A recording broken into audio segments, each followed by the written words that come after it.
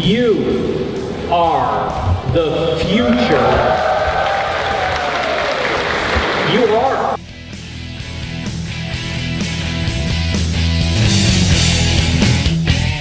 The problem is once you get hit, to get back up and try again.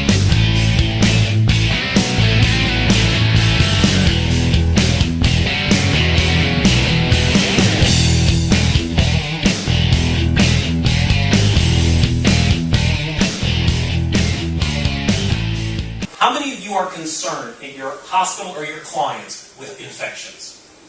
All right, virtually everybody. More people that die from infections than breast cancer, HIV, and auto accidents combined. But there was a doctor who would, when he was examining some patients that had a wound, he would take out his Swiss Army knife, open it up, and debride, clean out the wound. Now, this violates so many healthcare procedures I can't even count how many.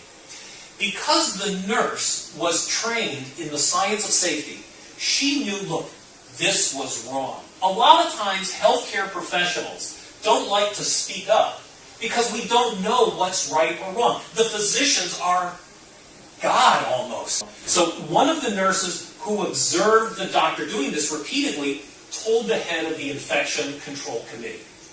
She then told the chairman, who was a physician. The physician called this doctor, says, you got to stop doing that. And he stopped doing that.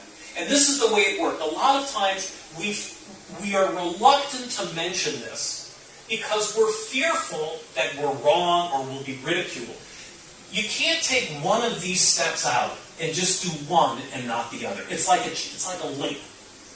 And it's only as strong as the weakest link. I'm Jewish, and when my son was born, we have a tradition in the Jewish faith to have a bris. Now, what a bris is, it's when you circumcise the son. I'm very squeamish when it comes to blood. I wanted to do this because it's a tradition. So we found it was an Orthodox surgeon who said, okay, we'll do it in my office. Fine. That sounded great to me. My father was there, my sister was there, my mother, my wife. And part of the tradition, which I did not know at the time, was that the father is supposed to make the cut. Okay?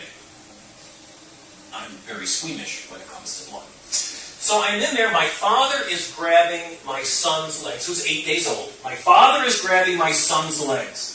My sister, who I love dearly, is grabbing my son's arms.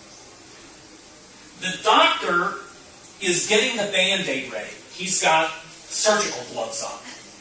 And as he is preparing the Band-Aid, I was right next to him, and the Band-Aid, as he was taking off the backing, it hit his lab coat.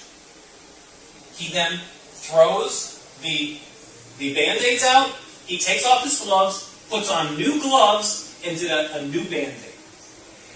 And with that act, I had this sense of confidence that I was with somebody who was doing it right.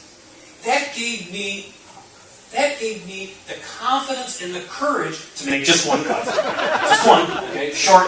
I told my son to this day, he's now in college, I said, be careful, I know, I did that. But anyway, the point was because I knew I had such confidence in the medical staff that I was able to do this. In a similar way, if we can hold professionals to task on doing the right things the right way, you can imagine the sense of pride that gives to the other people on staff. It's a very powerful incentive and motivator.